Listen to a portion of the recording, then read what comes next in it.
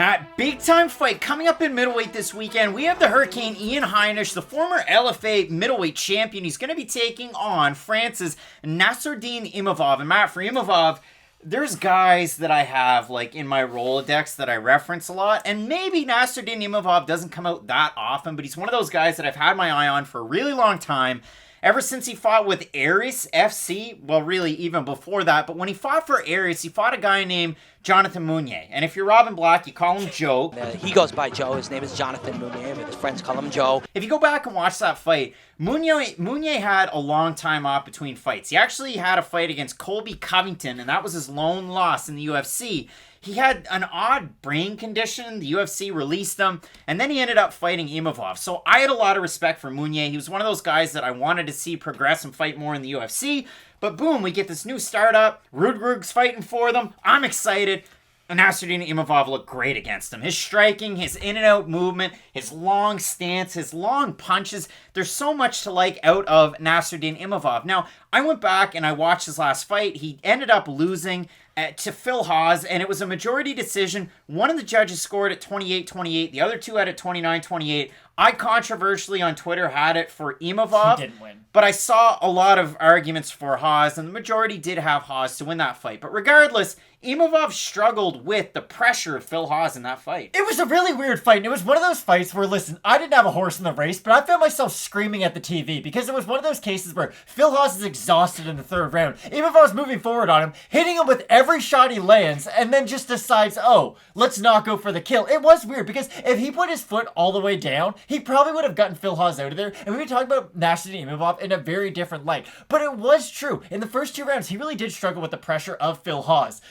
Which takes us to the other side of this fight. What's Ian Heinisch really good at, if nothing else? Well, he does pressure forward. Now, he does do it at this, like, weird labored pace, and I know I bring this up all the time, where, like, when Dustin Poirier fights, people are like, hey, he looks tired 3 minutes in. He doesn't. If you just watch him fight enough, I don't know if it's, like, a timing thing, I don't know what it is, but some fighters, even Dominic Cruz, known for great cardio, huff and puffs throughout his fights. Ian Heinisch is weird, because it feels like he starts the fight at, like, a 7 out of 10 for cardio, and then he just never gets better or worse. It's really weird. For Ian Heinisch, you know the life story by now. We don't have to break it down piece by piece, but maybe it's like the Wim Hof breathing techniques. Maybe that's what he likes. It's almost like Nicholas Dalby in his last fight. The commentary never stopped talking about how odd he was breathing, but he does it every single fight. The difference maker for Ian Heinisch, we've seen different fighting styles out of him. We've seen him wrestled. We've seen him get out wrestled. We've seen him as a Muay Thai striker, like when he fought Gerald Meerschaert, and he had pretty well a full training camp out of Tiger Muay Thai. In his last fight, he took on Kelvin Gastelum, and Gastelum out-wrestled him, which might have surprised a lot of people, but if you go back through Kelvin Gastelum's career, yes, he's a great southpaw striker, and he's one of the best in tight, especially with his uppercuts. Oh, yeah. But his bread and butter is actually his wrestling, and he used it to great effect. So for Heinisch in this fight, not training out of Colorado, he's actually at a Sanford MMA, training with one of his, former opponents he was supposed to take on a couple of different times, Brendan Allen. He's supposed to fight Allen, ended up with Gastelum. You go over to Ian Heinisch over on the Instagrams, and he's got a picture with Henry Hooft, and he's working out with Sean Soriano, and I've seen Sean Soriano also hold mitts for Brendan Allen. I don't know why he's a sucker for punishment, moving up 40 pounds, holding mitts for these guys, but I'd like to see that out of Heinisch, that he's making the move over to Sanford. For Nassourdine Imavov, you might have a scary post on the Instagram. I don't know if I actually like it, and I'm going to put it up on screen, so I'll show you this, but petit passage par la casse chirurgie, en effet, je me suis contreusement cassé la main à l'entraînement. L'opération est très bien passée et soyez en sûr, je ferai tout pour revenir à 200%. So he's going to come back at 200%. Broke his right hand training 13 weeks ago. Now, he put that one on Instagram 13 weeks ago. So did he break it 13 weeks ago? Instagram's a bit of an odd trap. You can get stuck looking at Paige Van Zandt videos all day. I don't know if I love to see that he broke his hand 13 weeks ago. I'd rather he didn't break it.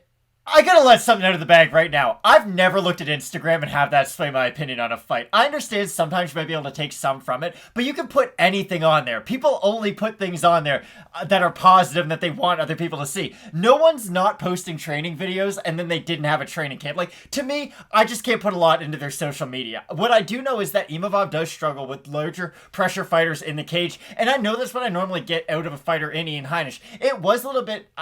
it was a little upsetting, I should say, because it's weird. Ian Heinisch almost came into the UFC as that kind of like, hey, I'm well-rounded, I can strike with you, but when push comes to shove, I will kind of get into that grinding style of wrestling. But we've seen him get beat twice that way, and it is weird. I know Omari Akhmedov does that to most guys, so it's not the end of the world, but the fact that Gaslam, he did outbox him in that fight, but he did out-wrestle him. It was just a weird thing to see from Heinisch. The one thing I will say, and we do have to go back a little ways, I know he lost to Derek Brunson, but he did drop him with a head kick in the start of that fight. And I actually thought he looked all right in the beginning of the fight until you could just tell. The fact that Derek Brunson has so much high-level experience was really able to win out in that fight. But I really do think that the package of Ian Heinisch is a borderline top 15 fighter. I'm not saying he's ever going to get into the top 15 or cause a lot of noise in the top 15, but I do think he could be one of those, like, oh, Ian Heinisch is 13th this week. He's been there before. Exactly, and I think he can get there again, and I really do think that this performance or this fight against Nassourdine Imavov is going to be one step towards a ranking. To me, they're not doing Imavov any favors, which is weird, because I think he has some potential. Like, well, it's an odd pairing. The UFC is one of those few companies where people like to say, oh, the NHL's global or NBA's global. The UFC is truly a global sport, and the fact that now MMA is legal in France, you'd think they'd want to promote a France star, but yeah, it is weird. It's just, this is weird matchmaking. We look at the odds. Heinisch open, a -115, just a slight favorite. He's now -150. For Nassourdine Imavov, open, a -105. He's a +123 or thereabouts on best fight odds. The total votes over on Tapology, 659 votes, 72% have Heinisch. The majority, 84%, have the win by decision. For the 28% that have Imavov, 75% by decision. And if you look at it for Ian Heinisch, Matt, I mean, decision losses all the way through. He lost to Marcus Perez by triangle when he was with LFA. And for Nassourdine Imavov, the losses but one by decision. Two by decision, one by submission. I'd like it to go the distance. I think Ian Heinisch is going to grind him out here in this fight. I don't like the fact that he had to, casser son main là. I didn't like that at all. And I don't think that's a great thing to find on the socials when you're doing your deep dive for the fights.